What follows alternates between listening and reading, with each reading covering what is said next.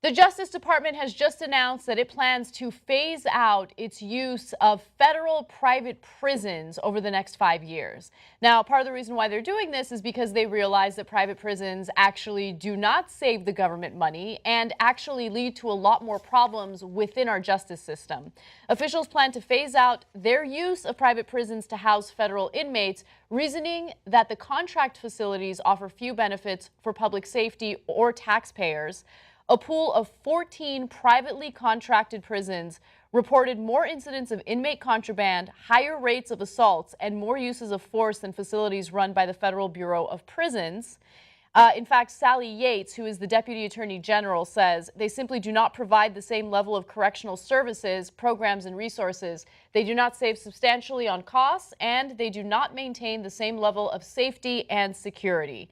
Now, this is really great news, especially because once you have such a bold move on a federal level, it kind of sets an example for a state level. Now, this doesn't mean that private prisons are done. This just means that federal inmates will no longer be put into private prisons. However, on a state level, that's another story. And as you guys know from previous coverage we've done, private prisons hold a lot of political weight because of their political contributions. What they often do is not only do they fund the campaigns of politicians in order to convince them to sign these very, very lucrative contracts, but they also do it to pass tough on crime legislation, mandatory minimums, increasing sentencing, so more people are thrown in prison for a longer period of time. So let's talk about all the reasons why this is a great move by the government. So as they point out, private prisons are actually less safe. Second of all, they cost more. We've actually on the show shown you many studies that at the state level show that they cost more, despite the fact that they cherry pick the people that they want to imprison. So they'll get a contract from the government and then say, now the most violent guys, you keep them because they're harder to handle. Okay, and that'll cost you more money. I'm going to keep the least violent. I'm going to keep, the least troubling inmates, the healthiest inmates. They cherry pick the inmates and they still cost more. Yes. So let me give you more details into that. So one of the reasons why we still have this prohibition on marijuana on a federal level is because they lobby heavily to continue that prohibition, because more people getting caught for using marijuana means more people funneled into their prison system, right? They make money off of that. Another thing that they like to focus on is immigration. So think about this for a second. This whole argument against undocumented immigrants is, they're over here and they're using up our resources, they're taking our jobs.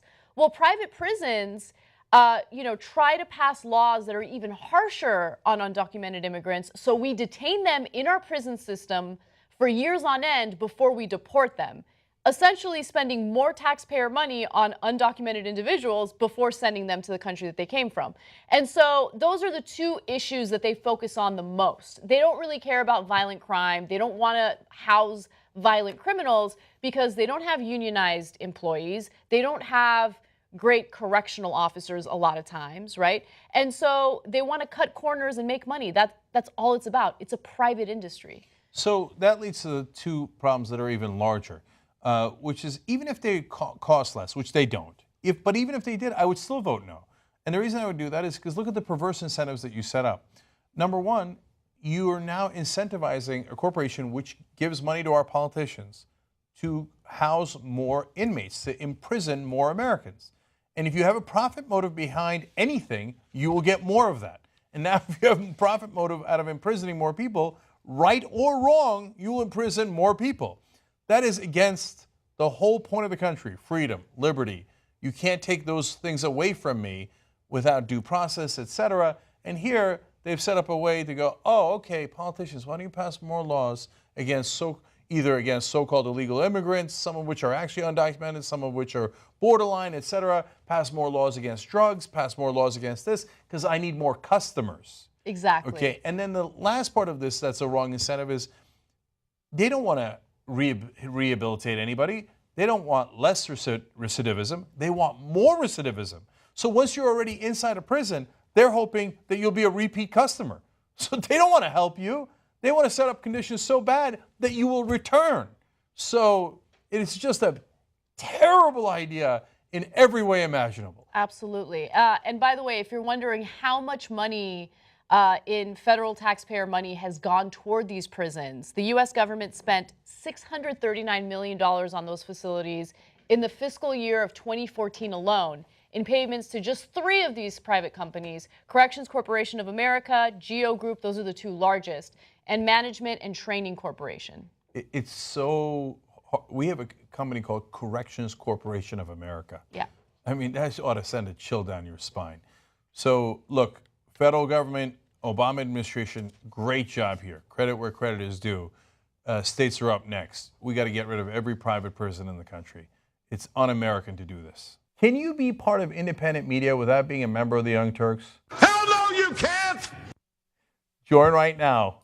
Be the independent media. Be the Young Turks. TYTnetwork.com/join.